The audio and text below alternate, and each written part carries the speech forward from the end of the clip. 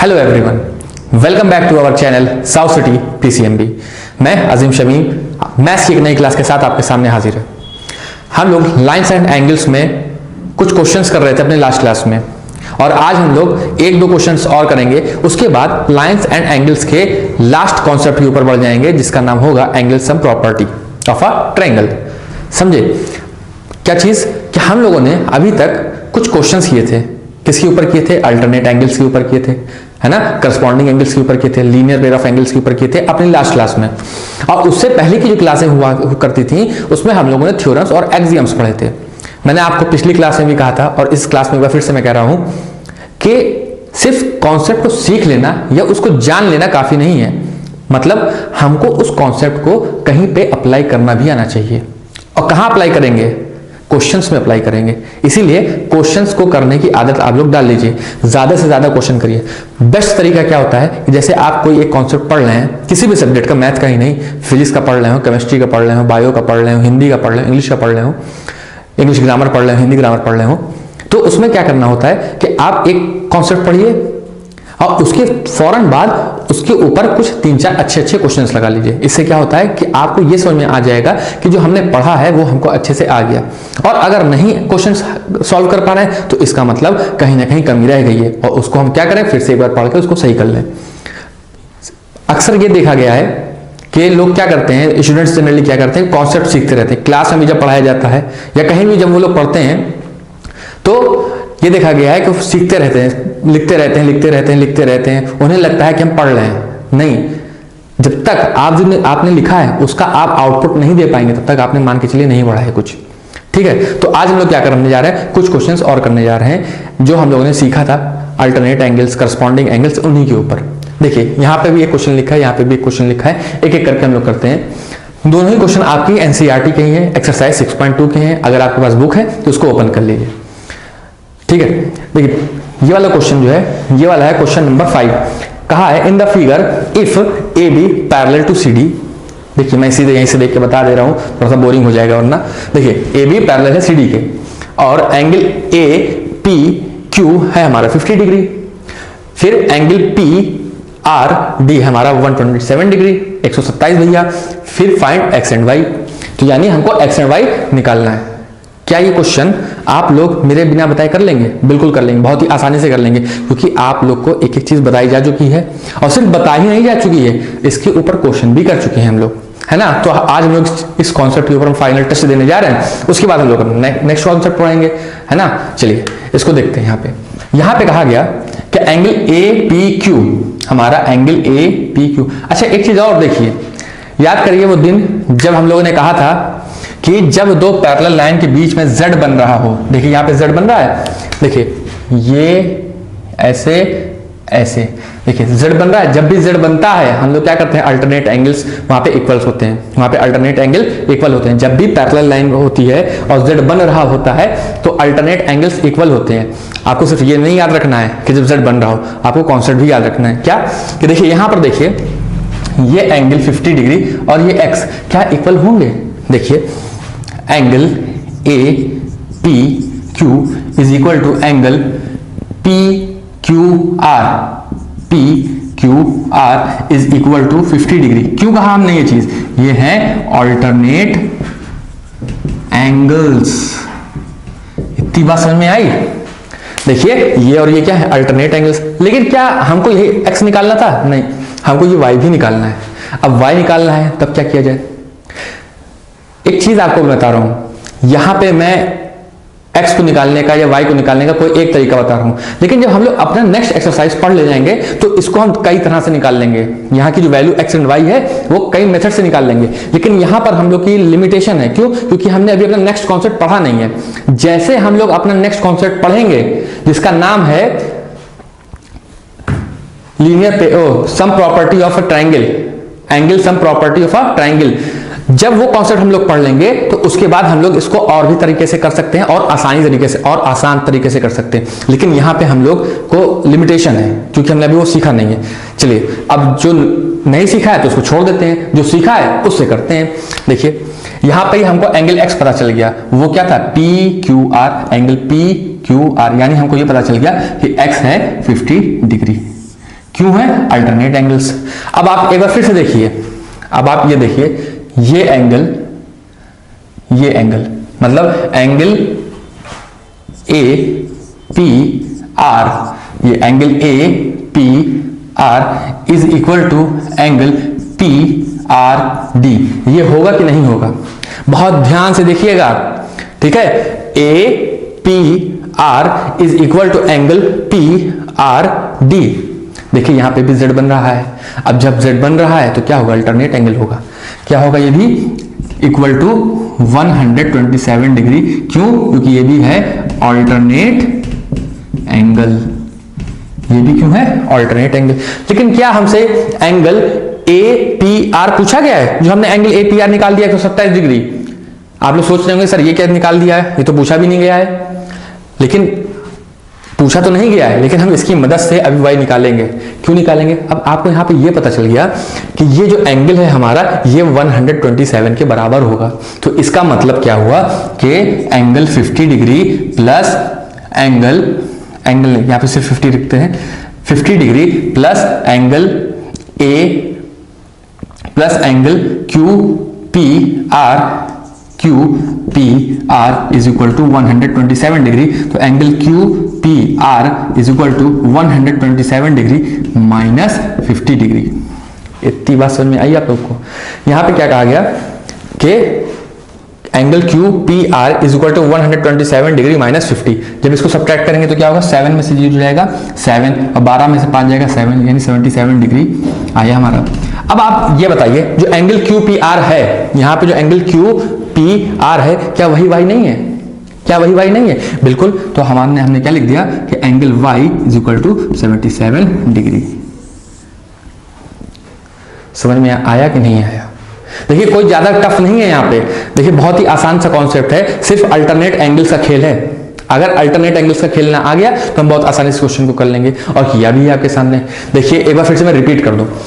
देखिए पूछा गया कि एंगल x और y को निकालना है, तो एंगल x क्या होगा? एंगल x और एंगल 50 आपको दिख नहीं रहा है कि अल्टरनेट एंगल्स है? तो बिल्कुल अल्टरनेट एंगल्स है, या मतलब angle A P Q is equal to angle P Q R. क्यों? क्योंकि ये अल्टरनेट है और अल्टरनेट एंगल्स इक्वल होते हैं जब भी दो पैरेलल लाइंस के बीच में होते हैं। तो इसीलिए एंगल x भी हमारा क्या हो गया? 50 डिग्री हो गया। उसके बाद देखिए angle A P are, angle A P are को हमने कहा कि वो पी आर डी के बराबर है। समझ में आया कि नहीं समझ में आया? वो एंगल पी आर डी के बराबर है। क्यों बराबर है? अरे भैया अब तो जान गए, रट चुका है। क्यों? क्योंकि ये अल्टरनेट है ना, अल्टरनेट है। कोई करस्पॉन्डिंग तो नहीं सोच रहा है, करस्पॉन्डिंग नहीं है, ये क्या है? अल्टरनेट है। तो जब ये अल्टरनेट हुए तो मतलब ये दोनों इक्वल बराबर हो गए। लेकिन क्या हमसे ये पूरा एंगल ए पी आर पूछा गया था? नहीं। हमसे पूछा क्या गया था? हमसे पूछा गया था सिर्फ एंगल क्यू पी आर यानी कि वाई। और हमें यह पता है कि इसको और इस एंगल को, इन दोनों को मिला के कितना आ रहा है? 127। तो जब दो चीज पता हो, जब कोई टोटल 3 चीजें होती हैं, उनमें से 2 पता होती हैं और एक नहीं पता होती, तो हम बड़ी आसानी से निकाल लेते हैं, सिंपल इक्वेशन बन जाती है हमारी। वही चीज यहां पे हुआ। समझ में आया कि नहीं आया? मुझे उम्मीद है कि आप लोग को समझ में आया होगा, और अगर नहीं आया तो आप कमेंट सेक्शन में फिर से पूछ सकते हैं एक बार। अब इस क्वेश्चन को देखते हैं। ये क्वेश्चन भी हमारा एनसीईआरटी का ही है। इस क्वेश्चन में क्या कहा गया? ये आपकी एनसीईआरटी का है, क्वेश्चन नंबर 3। Question number 3। अब देखिए यहां पे क्या कहा गया? यहां पे कहा गया कि यहां पर भी 2 क्या है? पैरेलल लाइंस है, ए बी सी डी। यहां पे भी 2 पैरेलल लाइंस हो गई, ए बी सी डी। और जो ई एफ है हमारा, ये है परपेंडिकुलर। किस पे? सी डी पे भी है और ए बी पर भी है। बहुत बढ़िया, समझ में भी आ गया। और ये कहा गया कि angle G E D, angle G E D, ये पूरा एंगल है 126 डिग्री। तो हमको क्या करना है? एंगल ए जी ई निकालना है, हमको ये एंगल निकालना है। ये क्या हो गया? आपको समझ में आ रहा है? ये देखिए, क्या ये और ये पूरा एंगल इक्वल नहीं होगा? अभी हम लोगों ने यहां पर देखा है। क्यों इक्वल होगा? क्योंकि ये अल्टरनेट एंगल्स हैं, क्योंकि ये अल्टरनेट एंगल्स है। तो हमने लिख दिया angle A G E is equal to angle G E D is equal to 126 degree. क्यों? अल्टरनेट एंगल्स है।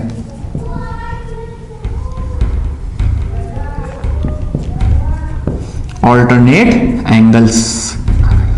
ठीक, बात समझ में आ गई हमारे। चलिए पहली चीज तो आ गई एंगल ए जी ई। अब सवाल यह है कि एंगल पूछा गया एंगल जी ई और एफ। बहुत टफ क्वेश्चन हो गया ये तो, है ना, बहुत टफ हो गया ना।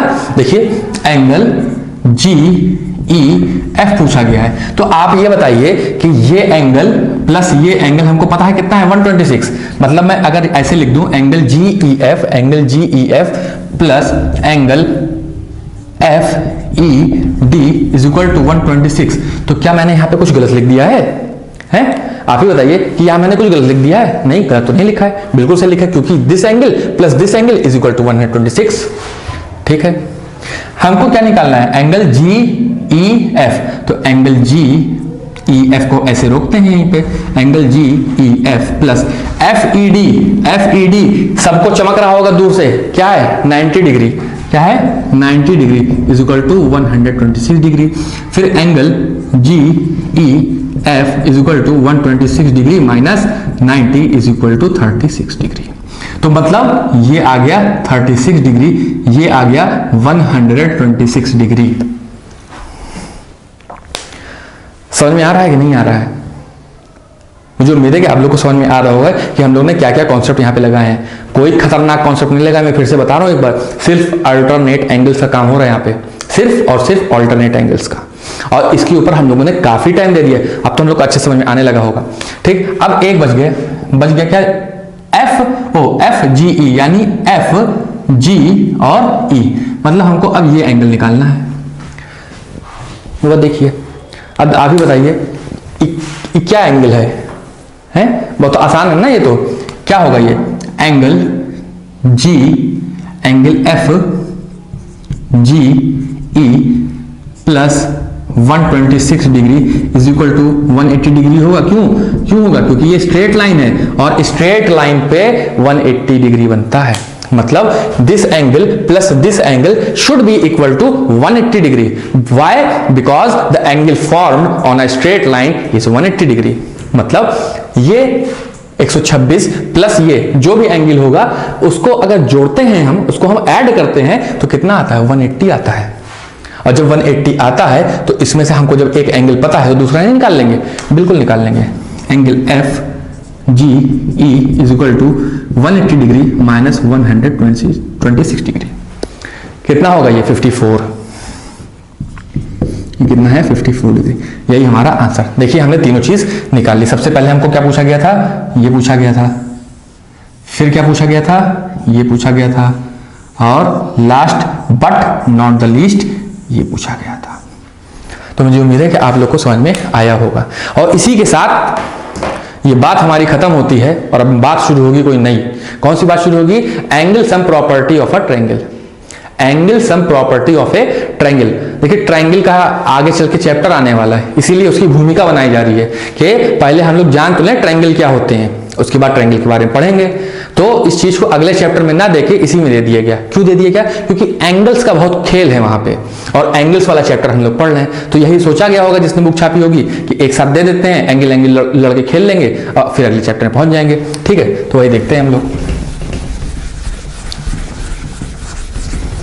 अब जो हमारा नेक्स्ट कॉन्सेप्ट है जो कि इस चैप्टर का लास्ट है, ठीक है, इस चैप्टर का लास्ट कॉन्सेप्ट है हमारा angle sum property of A triangle. Triangle का मतलब क्या होता है? त्रिभुज, है ना, त्रिभुज होता है हिंदी में ट्रायंगल का मतलब। तो हम लोग को अब वही देखना है, angle sum property of A triangle.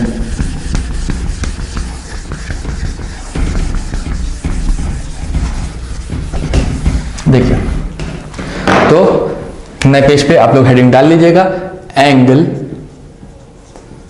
Some property of A triangle. मतलब इसका ये हुआ कि जितने भी एंगल्स होते हैं ट्रायंगल में इंटीरियर, उनको सबको जोड़ दिया जाए तो क्या होगा, ये पढ़ना है हमें। अब आप सोच रहे होंगे सर बता ही दीजिए क्या होगा। हाँ तो बिल्कुल बता दे रहे हैं क्या होगा। देखिए हमने बनाया एक ट्रायंगल, हमने बनाया ट्रायंगल जिसको नाम दे दिया ए बी और सी। इसको नाम क्या दे दिया हमने? ए बी और सी। इसमें तीन एंगल कौन कौन से होंगे? ये होंगे। एंगल 1 इसको बोल देते हैं, इसको एंगल 2 बोल दिया, इसको एंगल 3 बोल दिया। तो ये तीन हमारे पास एंगल हो गए। तो क्या है गिवन, क्या है गिवन है अ ट्राइंगल ए बी सी। ठीक, टू प्रूव क्या प्रूव करना है, angle 1 plus angle 2 plus angle 3 is equal to 180 degree. मतलब क्या हुआ, angle sum property of a triangle का कि जब तीनों एंगल को जोड़ा जाएगा तो कितना आएगा, 180 आएगा। ये हमको प्रूव करना है।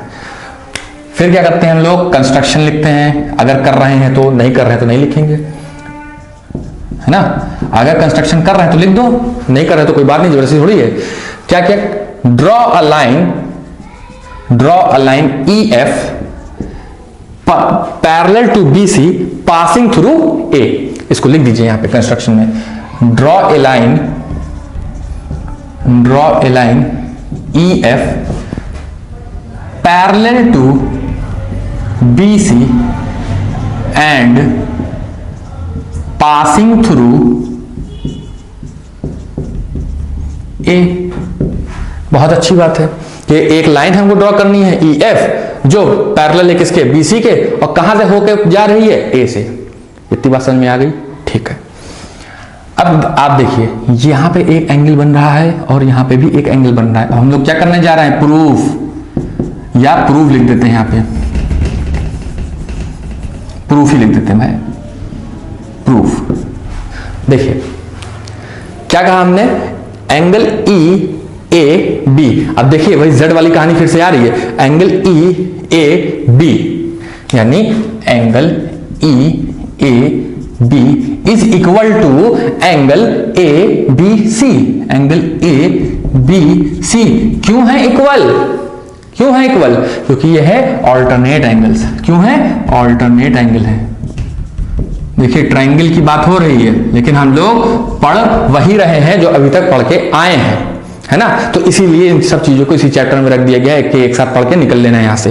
तो इसका मतलब क्या हुआ कि एंगल ई ए बी भी हमारा क्या होगा, एंगल 2 होगा। So angle E A B is equal to 2, is equal to angle 2। इतनी बात समझ में आ गई होगी। अब फिर से देखिए, क्या angle F A C, angle F A C is equal to angle A C B, angle A C B क्यों है, क्यों इक्वल है, क्योंकि यहां पे भी एक जेड बन रहा है, तो इसलिए क्या हुआ, यहां पे भी हो गया ऑल्टरनेट एंगल। यहां पे भी क्या हो गया, ऑल्टरनेट एंगल हो गया। ठीक, तो इसका मतलब क्या हुआ कि angle F A C is equal to angle 3। तो यहां भी हम यहां पे भी 3 लिख सकते हैं, किसी को कोई दिक्कत तो नहीं है यहां पर, मुझे उम्मीद है कि दिक्कत नहीं होनी चाहिए। ठीक है, तो एंगल ई ए बी भी आ गया, एंगल एफ ए सी भी आ गया। और क्यों आया, क्योंकि हमने यहां पे कंस्ट्रक्शन किया था। अगर कंस्ट्रक्शन नहीं करे होते तो नहीं आता। कंस्ट्रक्शन किया ही भाई इसलिए जाता है कि कुछ आ जाए। घर में कंस्ट्रक्शन होता है, क्यों कंस्ट्रक्शन होता है, ताकि घर में जब कंस्ट्रक्शन हो जाए तो जो लोग पहले से रह रहे हैं उनको और आराम हो जाए, या कंस्ट्रक्शन हो रहा है जो लोग कहीं और रह रहे हैं उनको लाके इस घर में बिठा दिया जाए। मतलब कंस्ट्रक्शन करने का एक पर्पज होता है, जिसकी मतलब कंस्ट्रक्शन जब हम लोग करते हैं तो उससे हमें कुछ मिलता है, कुछ आउटपुट मिलता है। वैसे यहाँ पे जब हमने कंस्ट्रक्शन किया तो यहाँ पे भी हमको क्या मिला, एक आउटपुट मिला। आउटपुट क्या मिला कि जो एंगल 2 और 3 जो अंदर थे उनको हमने बाहर कर दिया। कहां पे लाके खड़ा कर दिया, एक लाइन पर। सोचा आपने इस चीज को, हम तीनों, हमने क्या किया कि ये दोनों एंगल को लाके कहां खड़ा कर दिया, एक लाइन पर खड़ा कर दिया। और अब तो सपने में भी आपसे पूछा जाए कि एक लाइन पर कितना एंगल फॉर्म होता है तो आप बड़े आसानी से बता देंगे। कितना होता है, 180 डिग्री, है ना। कितना होता है, 180 डिग्री। यहां पे भी हो जाएगा। So angle 2 plus angle 1 plus angle 3 is equal to 180 degree. क्यों होगा, क्योंकि यह है स्ट्रेट लाइन। क्यों होगा, क्योंकि यह है स्ट्रेट लाइन, और स्ट्रेट लाइन पर 180 डिग्री बनता है।